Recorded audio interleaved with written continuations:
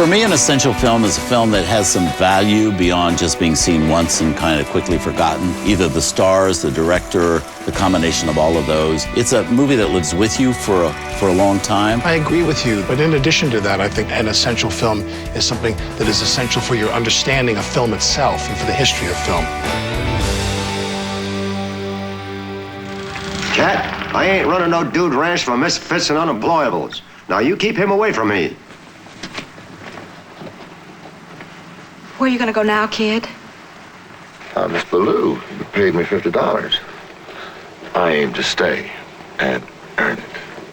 A lot of people might think this is a strange, essential film to have because it's not a big, imposing, important film at all.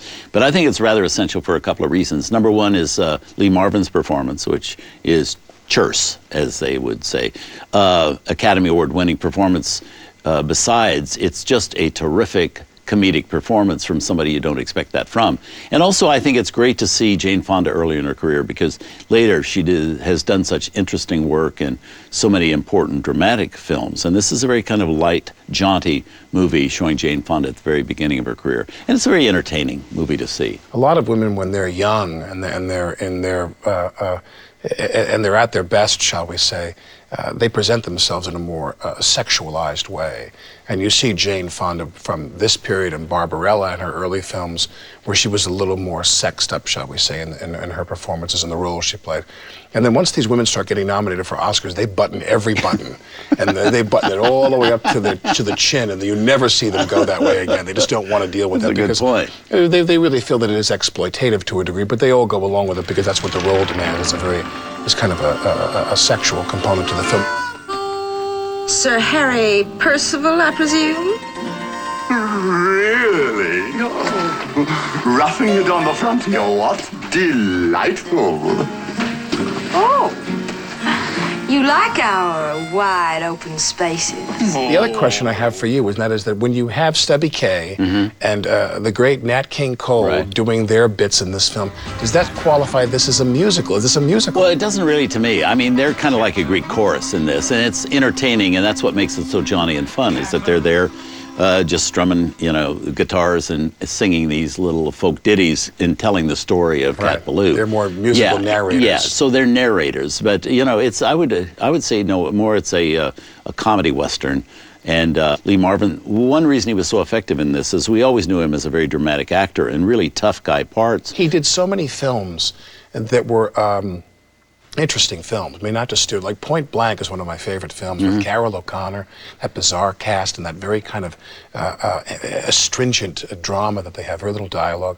And yet here is Marvin winning his Oscar for playing this campy, clowny role, and he is fabulous. And having a great time, obviously. He is I mean, other than cutting to Nat Cole, who you always love to hear his voice, it's such honey, on your ears, is to see Lee Marvin do that resurrection sequence where he tries to build himself back up to come and redeem himself. It's probably one of the greatest things in film. So I think Marvin's performance alone makes this an essential film. Well, let's see the picture. Here's our essential for this week, nominated for 5 Academy Awards, winning one for Lee Marvin as Best Actor from 1965, Cat Ballou.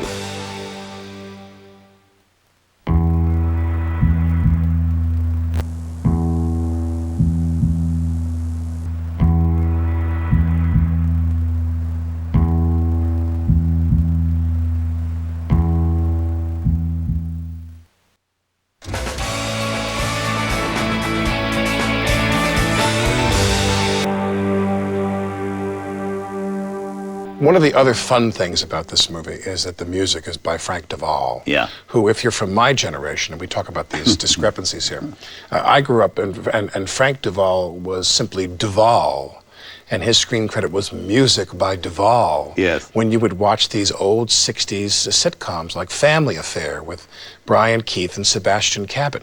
I won't embarrass myself or you on your show, but I could hum you the whole theme still to Family Affair by Frank Duvall. But Frank Duvall was the composer on some fabulous films as well. He did Pillow Talk, he did Hush Hush Sweet Charlotte and Baby Jane, and he did the score for The Dirty Dozen. So there's a real spread there in the kind of composer he was doing. Right.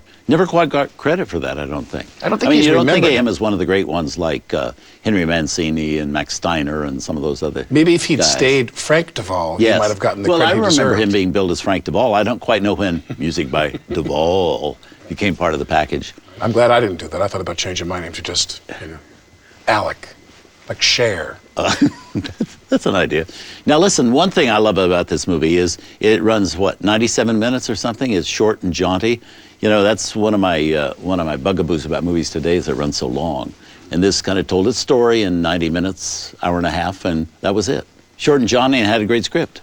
Well, Walter Newman wrote Man with the Golden Arm, and Yeah. Frank Pearson wrote Cool Hand Luke and Presumed Innocent. So these are two guys that have made great films. Yeah. And also, I have to say, this has one of the great supporting casts. You get all those guys like Arthur Honeycutt and John Marley and Dwayne Hickman, Dwayne Hickman. Yes. who made a lot of films. Yeah. Dwayne Hickman has a long Michael filmography. Callan from the original West Side Exactly. Story in New York. Exactly. Yeah, so a good cast. Well, let's move on. You're going to be back next week, right? Certainly. You say that as if it's If you'll have a me. duty. No, If you'll no. have me. You're welcome anytime. Coming up, we have a sneak preview of next week's edition of The Essentials. Charlton Heston and Stephen Boyd star as childhood friends whose lives take very different paths during the time of Christ. The day Rome falls, there will be a shout of freedom such as the world has never heard before. Directed by William Wyler, it's the Oscar-winning movie that's been called the screen epic, which will never be matched. It's a 1959 version of Ben-Hur. That's next Saturday at 8 p.m. Eastern. You can find out more on our website, dcm.com. Thanks for joining us for The Essentials.